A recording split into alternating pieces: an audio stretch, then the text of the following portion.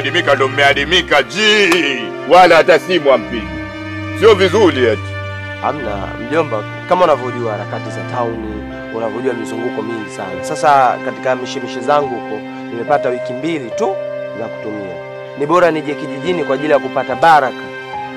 Nimeona nije kufagilia kusafisha kaburi la mama. Marhaba, hilo ndio jambo zuri, jambo la maana.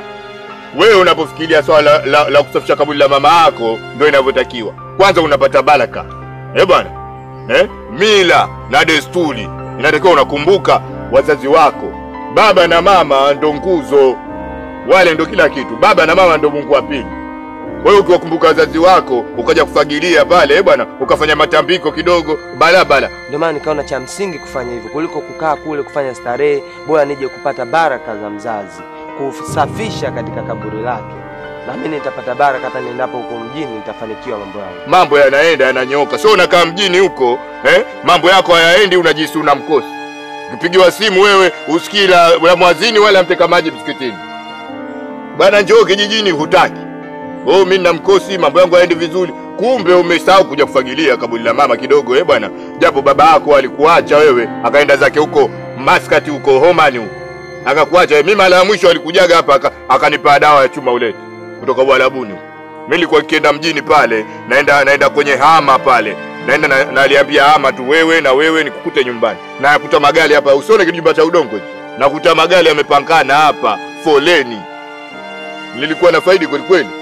Sasa baba wewe mimi nitakupeleka pale vizuri, utaenda pale utafanya dua, utafagilia. Sasa hivi na kipindi cha mvua hichi majani yatakuwa yameota. Majani mengi kweli kweli. Hata moyo, filigisi vile vya mamako vitakuwa vimeota, juu vimemea, vimeshamiri.